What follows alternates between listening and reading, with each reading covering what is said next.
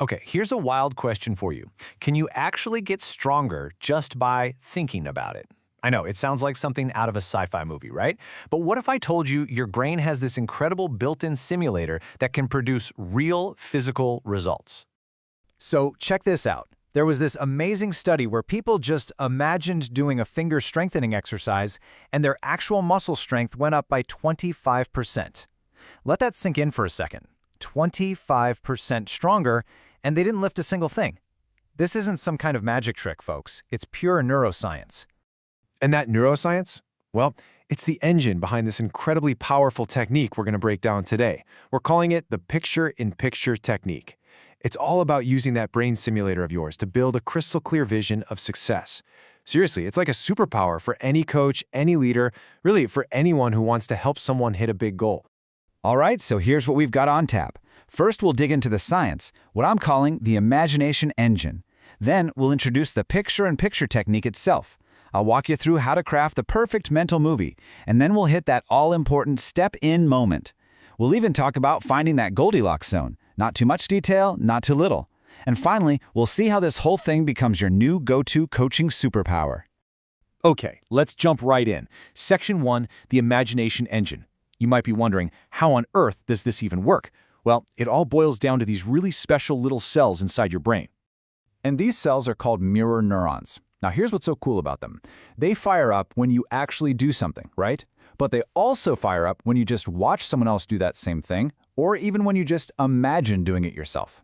They're basically the foundation for how we learn by watching, and this is the key for us, they're what make mental rehearsal so incredibly powerful. I mean, look at this. Your brain releases 80 to 90% of the same neurochemicals, whether you're really doing something or just imagining it. Think about that. Your brain can barely tell the difference. The activity is almost identical. This is exactly why you hear about elite athletes visualizing that perfect shot over and over again, because for your brain, perfect practice can literally happen inside your head. And that brings us right to our core technique today, picture-in-picture. A good way to think about it is like an as-if future time shift. It's a really structured way to grab hold of that imagination engine and use it to build a powerful, compelling vision of what you want to achieve. And you know what? It's a surprisingly simple three-step process. First, you see it. You basically create a little mental movie and you're the star achieving your goal. Step 2, you feel it. This is where you actually step into that movie and experience all the amazing feelings of that success. And finally, step 3, you save it. You step back out and save that image as a powerful motivator. All right, let's get practical. How do you actually craft this perfect picture? Because let me tell you, the words you use here, they're absolutely critical. Okay, rule number 1, and this is a big one. Do not use the word visualize. Seriously, for a lot of people, that word is a total blocker. They'll immediately say, oh, I'm not a visual person. So instead, you want to use active sensory language. Ask them, what do you see? Or paint me a picture. Or what does it look like? It's such a simple shift, but it opens up the creative part of their brain without all that pressure to visualize correctly. Now, this is a really crucial point early on. You want to keep them dissociated. What does that mean? It means they should be an observer of their mental movie, not a participant in it. At least, not yet. So you have to avoid questions like, how does that feel? Or how did you get there? The only goal right now is to define the what. What does success look like from the outside? Think of it this way. You got to build the theater before you put the actor on stage. So what happens if your client gets stuck? Like, they just can't come up with anything? Don't worry, here's a little toolkit for you. First, try the magic words. Just imagine. If that's a no-go, ask them to picture someone they admire doing it. Then, right at the end, you do a quick swap. Okay, now replace them with you. And as a total last resort, you can tap into a past success. But tread carefully there. The past can sometimes bring along a lot of unwanted emotional baggage. Okay, so once that picture is super clear, really vivid, it's time for the most powerful part of this whole process. We call it the step-in moment. This is where you transition from just seeing success to actually being successful. So they've painted the perfect picture. Now you invite them to step right inside it. And the very first question you ask is always this. How does it feel? That question is the key. It's what turns a simple thought in the brain into a powerful feeling in the body. And that, my friends, is where real motivation is born. You see, this step-in moment creates this huge, powerful state shift. You're deliberately taking someone from their normal, everyday state, moving them through that creative, picture-building state, and landing them in this amazing, empowered state of feeling success. And from that place, they are way more creative and resourceful. They can now tackle problems from the point of view of their future successful self.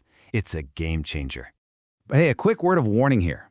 When you're the one guiding someone through this process, it is super easy to fall into a couple of common traps. You have to find what we call the Goldilocks zone of detail.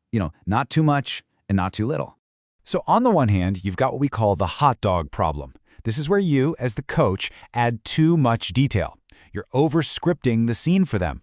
Like, imagine you're at the movies getting a hot dog. Well, what if your client is a vegetarian? Whoops, you just broke the whole thing.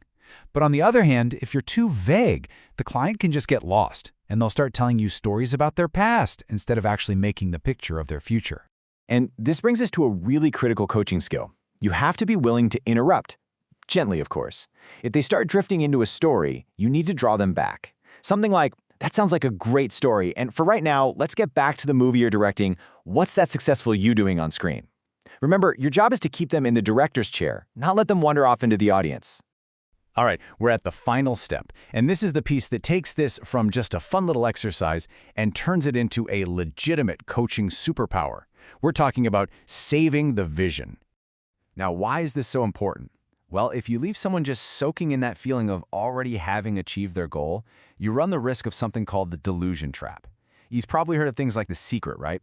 Well, if your brain genuinely believes it already has the Ferrari in the garage, why would it bother doing the hard work to go out and earn it? The motivation just evaporates. So, the final crucial move is to have them step back out of the movie and just save that picture. It's a simple action, but it changes everything. It turns the vision from a nice little delusion into a powerful destination. It creates a tension, a gap, between where they are now and where they want to be. And that gap, that's the fuel for motivation. It gives their unconscious mind a clear target to aim for, a destination to start moving towards without them even having to think about it. So, let's bring it all home. The mind can't really tell the difference between what's real and what's vividly imagined. We know this now. So the only real question left is, whose future are you gonna create first? Your own or someone you lead?